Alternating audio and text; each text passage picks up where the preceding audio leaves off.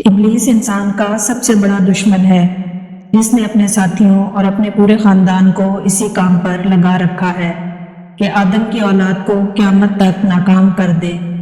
لیکن ابلیس کے خاندان میں سے پیدا ہونے والا وہ کون سا شیطان تھا جس نے ابلیس سے بغاوت کی اور محمد صلی اللہ علیہ وسلم پر ایمان لے آیا؟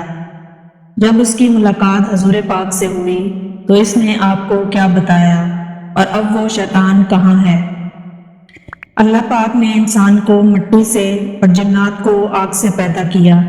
انہی جنات میں سے جس کا نام ابلیس تھا، جس نے حضرت آدم علیہ السلام کو سجدہ کرنے سے انکار کیا، جس کی وجہ سے اسے خدا کی بارگاہ سے نکال دیا گیا۔ ابلیس نے قیامت تک بنی آدم کو گمراہ کرنے کی قسم اٹھا لی۔ اس طرح انسان اور ابلیس کی یہ تاریخی جنگ آج تک جاری ہے۔ ابلیس جو کہ قومی جنات کا ایک فرد تھا، اس کو بھی اللہ تعالیٰ نے شعور اور نسل بڑھانے کی قوت بخشی تھی۔ کچھ شیطان ایسے تھے جن کو اللہ پاک نے جوڑوں میں پیدا کیا۔ جس طرح انسانوں کے ملاپ سے بچے پیدا ہوتے ہیں، اسی طرح شیطان کے ملاپ سے بھی بچے پیدا ہوتے ہیں۔ ابلیس کے مختلف بیٹے اور پوتے مختلف کاموں پر مامور ہو گئے۔ ان میں سے کچھ انسانوں میں زنا کاری کو عام کرتے رہے تو شیطان انسانوں میں فتنہ فساد پھیلانے لگے اور کچھ انسانوں کو آپس میں لڑوانے لگے۔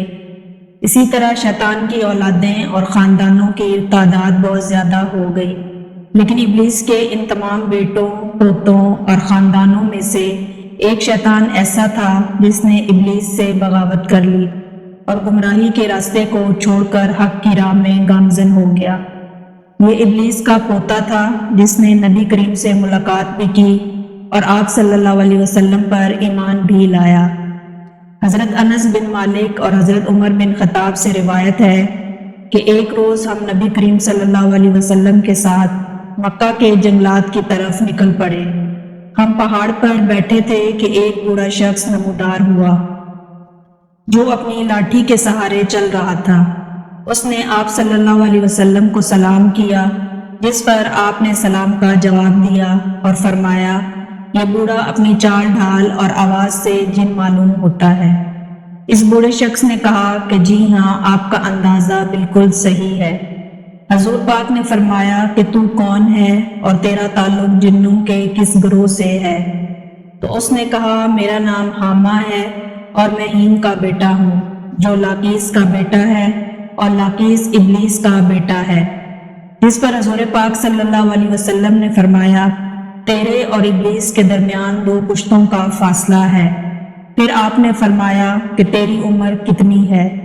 تو اس شیطان نے کہا کہ یا رسول اللہ، جتنی عمر اس دنیا کی ہے اتنی ہی میری عمر ہے، یا شاید اس سے تھوڑی کم۔ جن دنوں حابیل اور قابیل کو قتل کیا گیا، اس وقت میں بچہ تھا اور میری عمر چند برس تھی، مگر باتوں کو سمجھتا تھا، پہاڑوں پر دوڑتا پھرتا تھا، لوگوں کا کھانا اور غلہ چوری کر لیا کرتا تھا اور لوگوں کے دلوں میں وسوسے ڈالتا تھا۔ تو حضور پاک صلی اللہ علیہ وسلم نے فرمایا کہ یہ تو بہت برا عمل ہے۔ تو اس نے حضور پاک سے فرمایا کہ مجھے ملامت نہ فرمائیں، کیونکہ میں ان لوگوں میں سے ہوں جو حضرت نوح علیہ السلام پر ایمان لائے تھے، یہاں تک کہ میں ان کے ساتھ 1 سال تک مسجد میں رہا ہوں۔ میں نے حضرت ابراہیم علیہ السلام سے بھی ملاقات کی ہے، اور جس وقت حضرت ابراہیم علیہ السلام کو آگ میں ڈالا جا رہا تھا تو میں بھی ان کے ساتھ تھا۔ پھر میں حضرت یعقوب اور حضرت یوسف علیہ السلام کے ساتھ بھی رہ چکا ہوں۔ جب حضرت یوسف علیہ السلام کو کنویں میں ڈالا گیا تو تب میں بھی ان کے ساتھ تھا اور ان سے پہلے کنویں میں چلا گیا۔ حضرت موسیٰ علیہ السلام سے بھی مل چکا ہوں اور ان سے تورات بھی سیکھی۔ اور جب میری ملاقات حضرت عیسیٰ علیہ السلام سے ہوئی تو میں نے موسیٰ علیہ السلام کا سلام ان تک پہنچایا۔ حضرت عیسیٰ علیہ السلام نے مجھے انجیل سکھائی، اور اے نبیوں کے سردار، حضرت عیسیٰ علیہ السلام نے فرمایا کہ جب تم نبی کریم سے ملاقات کے لیے جاؤ تو ان کو میرا سلام دینا۔ تو حضور میں اس غرض سے آپ کی خدمت میں حاضر ہوا ہوں۔